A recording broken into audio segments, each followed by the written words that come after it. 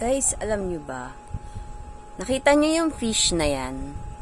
Na-discover ko na kumakain pala sila ng mga kitikiti. So, may nagsabi din talaga sa akin na ang mga isda kumakain ng kitikiti.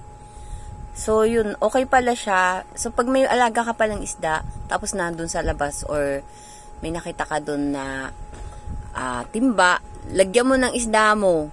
Ubus lahat yung mga kitikiti. Tataba pa yung isda mo. Grabe, ang galing nga niya. Nakita ko, alam mo yan yung kinakain niya.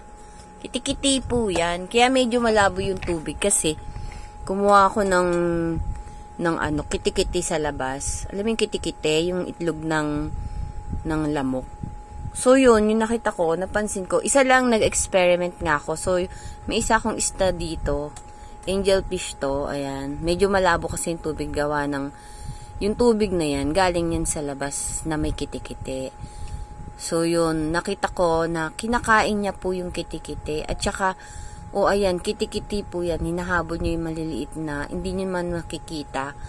Pero nakikita ko yung mga kitikiti na parang yun nga, lumalungoy-langoy sila. Maliliit kasi so hindi niyo kita sa loob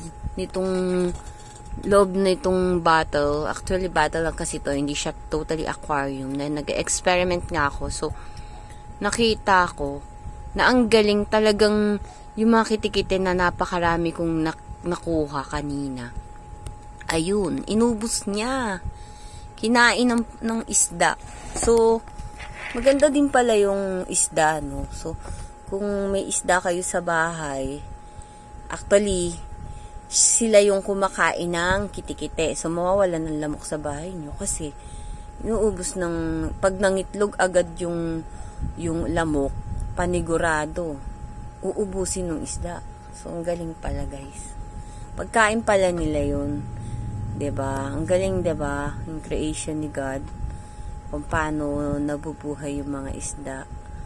Ayun, kahit hindi na sila pakainin, may siguro kung saan man lugar may nangitlog na lamok. Kung may isda doon, wala sigurong dengue. Kasi syempre yung mga itlog ng lamok, mauubos siya. Kung pag nangitlog sila, kung laging kinakain ng isda, uubusin ng isda. So yun lang yung parang napansin ko kasi nga ito, nag-experiment ako. Okay guys, thank you for watching. Meron pa akong isda ron. Mamaya papakita ko, wait lang. Kasi may ginagawa ko. Kukunin ko yung yan. Bottle lang kasi siya. Yan guys. Pakita ko lang. So yan. Bottle lang kasi siya. So, makikita nyo. Kunin ko yung isang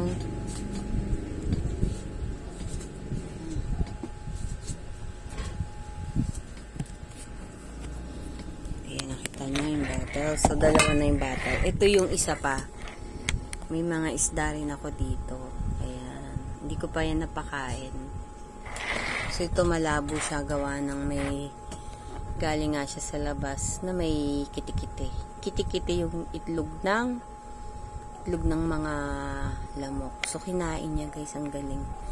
So, ito naman yung malinis. Wala siyang kitikiti. So, malinis siya. Ayun. Yun nga.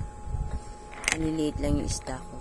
Na hindi ko na kailangan ng hindi na ako bumili ng aquarium or parang oxygen. So and guys, yan lang sasabi ko. So kapag may nakita kayong kitikite, kung may isda kayo, ipakain nyo.